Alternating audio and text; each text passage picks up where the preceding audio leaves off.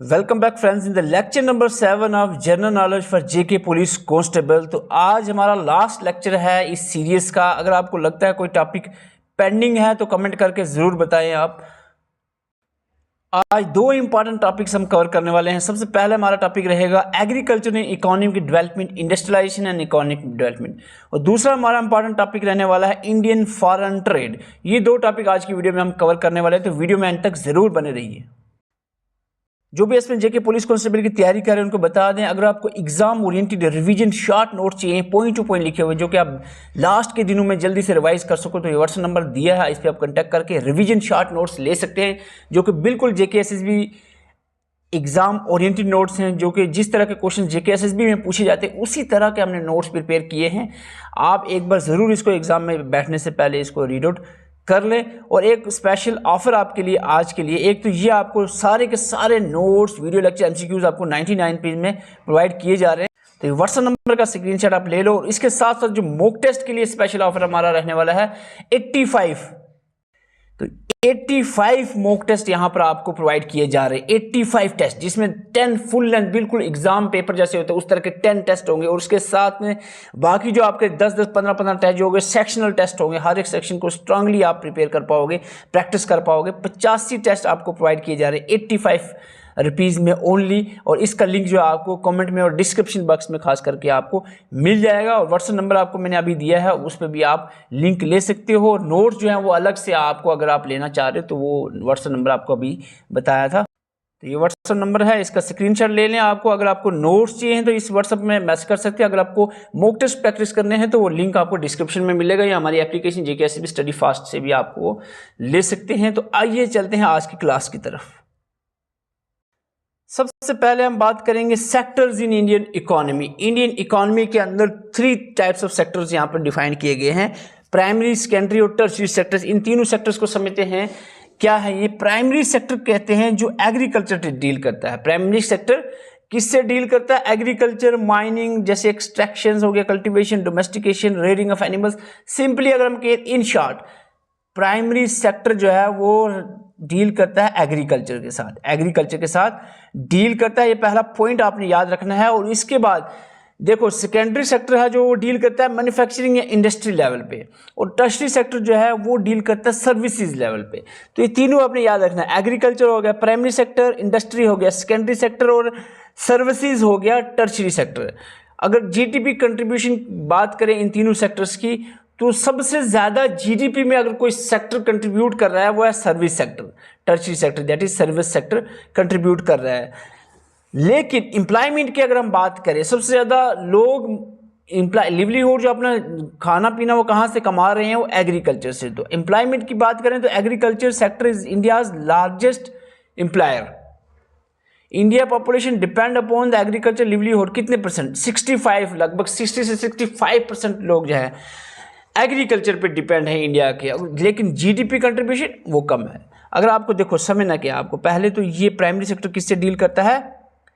Agriculture से, secondary किससे? Industry manufacture से, टर्शरी किससे? Service sector. दूसरा पॉइंट आपने याद रखना है जीडीपी कंट्रीब्यूशन। प्राइमरी सेक्टर जो है वो जीडीपी में कम ही कंट्रीब्यूट करता है, 17 से 20% लगभग, और सेकेंडरी जो सेक्टर है यानी इंडस्ट्रियल सेक्टर वो 26 से 30% लगभग जीडीपी कंट्रीब्यूशन करता है। और इसके बाद जो सर्विस सेक्टर है, टर्शरी सेक्टर, सबसे ज़्यादा कंट्रीब्यूशन जीडीपी में सर्विस सेक्टर की है। 54% से भी ज़्यादा कंट्रीब्यूशन जो है जीडीपी में कर रहा है सर्विस सेक्टर।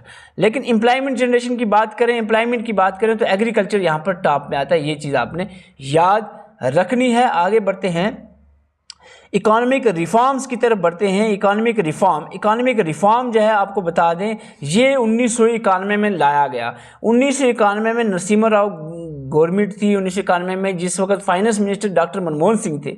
इन्होंने ये न्यू इकोनॉमिक रिफॉर्म लाया 1991 में, जिसमें इन्होंने इंट्रोड्यूस किया एलपीजी को, लिबरलाइजेशन, प्राइवेटाइजेशन, ग्लोबलाइजेशन। इस एलपीजी इंट्रोडक्शन के बाद जो एक्सपोर्ट और इंपोर्ट था वो बढ़ गया, जो इंडस्ट्रियल जो इंडिया के अंदर इंडस्ट्रीज थी वो ज़्यादा डेवलपमेंट होने, क्योंकि लाइसेंस सिस्टम को ख़त्म कर दिया था, काफ़ी यहाँ पर इम्प्रूवमेंट लाई गई थी जो इकॉनमी में। तो ये एक बड़ा रहेगा इंपॉर्टेंट टॉपिक इकॉनमी रिफॉर्म का। आपने 2-3 पॉइंट यहाँ पर याद रखने हैं। एक तो एक किस ने लाया था, finance minister doctor Manmohan Singh थे, और जो प्राइम मिनिस्टर थे नरसिम्हा राव थे, 1991 में लाया गया। इसमें एलपीजी को इंट्रोड्यूस किया गया, ये इंपॉर्टेंट पॉइंट है।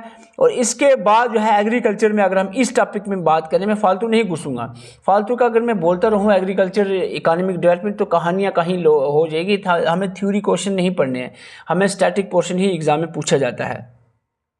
तो आपको एग्रीकल्चर के रिलेटेड एटलीस्ट टॉप प्रोड्यूसिंग याद रखना है, जैसे कि राइस पैडी में तेलंगाना टॉप पे है, वीट में उत्तर प्रदेश, मेज़ में कर्नाटका, पल्सेस में राजस्थान, शुगर केन में यूपी, पोटैटो में यूपी, ग्राउंडनट में गुजरात, टी में असम, कॉफ़ी में कर्नाटका, सैफरान में जम्मू एंड कश्मीर, जूट में टॉप प्रोडक्शन वेस्ट बंगाल आता है, कॉटन में गुजरात, टबैको में गुजरात, बनाना में आंध्र प्रदेश, ऑनियन महाराष्ट्र,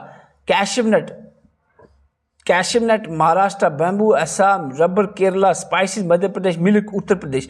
तो ये एक इंपॉर्टेंट टॉपिक हो सकता है इसमें कि टॉप प्रोड्यूसर स्टेट्स जो है डिफरेंट जो है एग्रीकल्चर प्रोडक्ट्स में।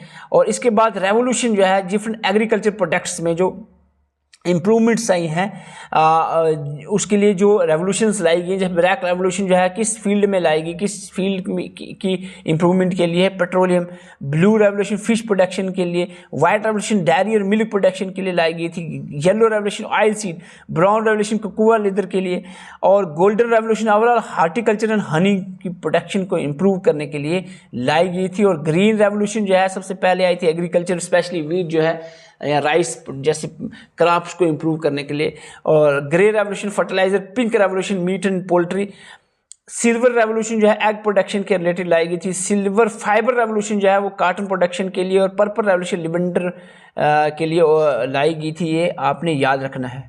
और ग्रीन रेवोल्यूशन बड़ा ही इंपॉर्टेंट था, ग्रीन रेवोल्यूशन 1960s में लाया गया। इसको लाया गया था कि जो फूड ग्रेन्स हैं स्पेशली वीट और राइस है, इसकी जो प्रोडक्टिविटी है इसको इम्प्रूव किया जाए। और ये इम्प्रूव होने की क्या सबसे बेस्ट वे था, इन्होंने हाई यील्ड वैरायटी सीड्स को इंट्रोड्यूस किया, हाई यील्ड वैरायटी सीड्स को इंट्रोड्यूस किया, जिससे इसकी प्रोडक्शन को इंक्रीज किया गया। और नॉर्मन बरलोग जो थे इनको father of green revolution in world माना जाता है, और term green revolution William God ने दी थी। लेकिन बहुत बार क्वेश्चन पूछा जाता है father of green revolution in India में ग्रीन रेवोल्यूशन के फादर मिस्टर स्वामीनाथन को माना जाता है। वाइट रेवोल्यूशन आपको पता है ऑपरेशन फ्लड भी कहते हैं, वाइट रेवोल्यूशन को ऑपरेशन फ्लड भी कहते हैं। मिल्क की प्रोडक्शन के लिए रेवोल्यूशन लाएगी, और यहाँ पर डॉक्टर वर्गीस क्यूरीन को father of white revolution in India माना जाता है। जूम कल्टीवेशन, एग्रीकल्चर अगर आप पढ़ते हो तो जूम कल्टीवेशन आपको पता होना चाहिए, इसको स्लैश एंड बर्न एग्रीकल्चर भी कहते हैं, शिफ्टिंग कल्टीवेशन भी इसको कहा जाता है। ये नाम बहुत बार पूछा गया है कि शिफ्टिंग कल्टीवेशन किसको कहते हैं, जूम कल्टीवेशन को, स्लैश एंड बर्न एग्रीकल्चर भी इसको कहते हैं। ये जो है नॉर्थ ईस्टर्न स्टेट्स जो इंडिया की हैं वहाँ पर परफॉर्म की जाती है इस तरह की कल्टीवेशन। फॉरेन ट्रेड पे हम आते हैं, foreign trade, Indian foreign trade पे आते हैं।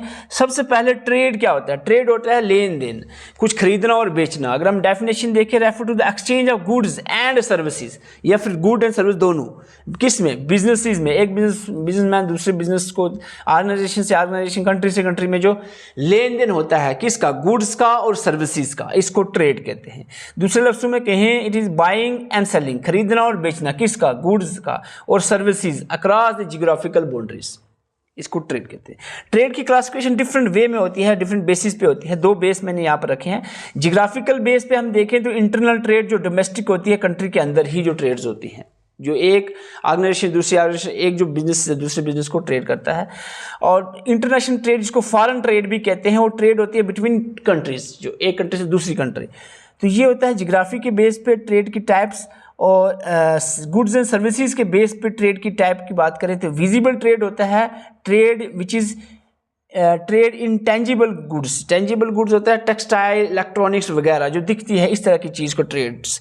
और इनविजिबल ट्रेड्स होता है जो इनटेंजिबल ट्रेड जिसको हम कहते हैं, इनटेंजिबल सर्विसेज, टूरिज्म, फाइनेंस वगैरह। सर्विसेज इनविजिबल ही है ना, सर्विस थोड़ी दिखती है, सर्विस इनविजिबल होती है। चीज़ तो जो बेचने वाली कोई बल्ब है, कोई इलेक्ट्रिक प्रोडक्ट है तो वो विजिबल ट्रेड में आ जाता है, सर्विसेज इनविजिबल इंटेंजिबल ट्रेड में आता है।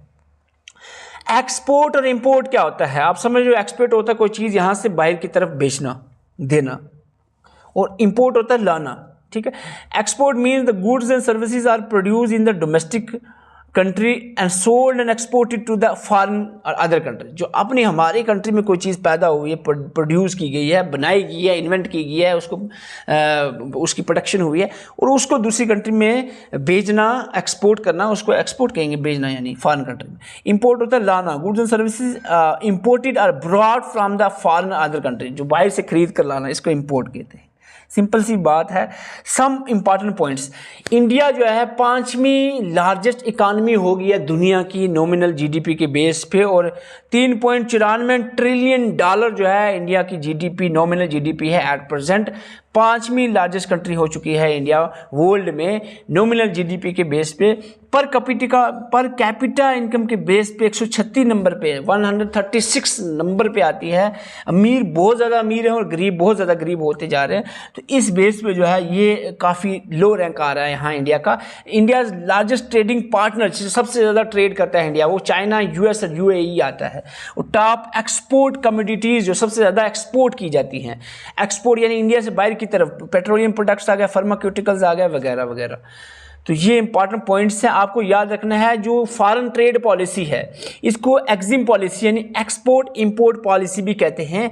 ये जो फॉरेन ट्रेड या एक्जिम पॉलिसी है ये किस लिए बनाई है गवर्नमेंट ने, ताकि इंपोर्ट और एक्सपोर्ट जो गुड्स की हैं इसको प्रॉपर वे में किया जाए। मिनिस्ट्री ऑफ कॉमर्स इसको देखता है, और इसको रेगुलेट जो ये फॉरेन ट्रेड पॉलिसी है, ये पूरा एक्सपोर्ट इंपोर्ट है, इसको foreign trade development and regulation act 1992 जो है वो रेगुलेट करता है। आपको बता दें इंडियन फॉरेन ट्रेड पॉलिसी जो है 2023 में भी लॉन्च की गई है, इंडियन फॉरेन ट्रेड पॉलिसी। तो इंडियन फॉरेन ट्रेड पॉलिसी का क्या एम था? It is aim to increase the export को 2 ट्रिलियन डॉलर तक 2030 तक जो इंडिया एक्सपोर्ट करेगा वो कहाँ तक, 2 ट्रिलियन डॉलर जो है ये एक टारगेट सेट किया गया है कि इस बार ये किया जाएगा 2030 से पहले। इंडियन फॉरेन ट्रेड पॉलिसी 2023 जो है जो लॉन्च हुई, इसका ये मकसद रखा गया, और इसमें काफ़ी जो है डिफरेंट तरह की जो है इनसे हम कह सकते हैं ऑब्जेक्टिव्स रखे गए। और इसमें जो 4 मेजर पिलर्स थे जो इसके को इम्प्रूवमेंट, जो एक्सपोर्ट को इम्प्रूव करने के लिए रखे गए, इंसेंटिव टू रिमिशन यानी डिफरेंट तरह के इंसेंटिव्स एक्सपोर्टर्स के लिए पैदा किए गए कि आप भाई एक्सपोर्ट करो, टेंशन नहीं लेना, टैक्सेस की कम करेंगे, ये करेंगे, जो आप एक्सपोर्ट चीज़ें कर रहे हैं उसके लिए जो चीज़ें आपको चाहिए इंपोर्ट कर रहे हैं उसके लिए कम करेंगे, टैक्सेस फलाना करें, यानी डिफरेंट इंसेंटिव्स जो है वो लाए गए। एक्सपोर्ट प्रमोशन किया गया कोलैबोरेशंस के through, ease to doing business, emerging areas जो है नए नए एक्सपोर्ट फील्ड में ओपन किए गए। तो ये इंपॉर्टेंट पिलर जो है वो इंडियन फॉरेन ट्रेड पॉलिसी के हैं। तो यही था आज के लेक्चर में। देखो इतना ज़्यादा ये इंपॉर्टेंट टॉपिक नहीं है, इतना ही जो चीज़ें हमें रेलिवेंट लगती थी हमने आप तक पहुंचाई हैं। बाकी जो चीज़ें जिस टॉपिक को हमने ज़्यादा खींचना था उसको ज़्यादा खींचा है, जो हमें लग रहा है कि ये इंपॉर्टेंट है, इससे ज़्यादा क्वेश्चंस बनेंगे। तो जिसको ज़्यादा खींचना नहीं था लंबा, तो उसको हमने ज़्यादा खींचा नहीं है, क्योंकि हम नहीं चाहते हैं कि आप ज़्यादा ही इररेलेवेंट पढ़ो। आप मैंने कहीं रोका नहीं, आप 50 सोर्सेज से भी पढ़ो, लेकिन हमारी तरफ से जो चीज़ें हम प्रोवाइड कर रहे हो हम 100% इंपॉर्टेंट चीज़ें आप तक पहुँचा रहे हैं, क्योंकि ऑलरेडी ही क्योंकि स्टूडेंट्स के पास बहुत ही कम टाइम है। स्टूडेंट्स तो मार्च की ख्वाबें देख रहे थे कि मार्च में एग्जाम होगा, अब 1 दिसंबर को हो गया। तो इसीलिए अभी जो दिन बचे हैं आप एक बार हमारे जो एग्जाम ओरिएंटेड कंप्लीट सिलेबस हमने कर लिया है, नोट्स तैयार हैं, आप एक बार उसको रीड आउट ज़रूर करें, डेफिनेटली आपको हेल्प होगी। व्हाट्सएप नंबर आपके सामने है, इसका स्क्रीनशॉट आप ले सकते हैं। और अगर आपको मॉक टेस्ट प्रैक्टिस करने हैं, हमने स्पेशल ऑफर लगाया है, 85 मॉक टेस्ट 85 रुपये में आपको प्रोवाइड किए जा रहे हैं। उसका लिंक आपको डिस्क्रिप्शन बॉक्स में मिलेगा, वहाँ से आप वो बाय कर सकते हैं। Thank you for watching.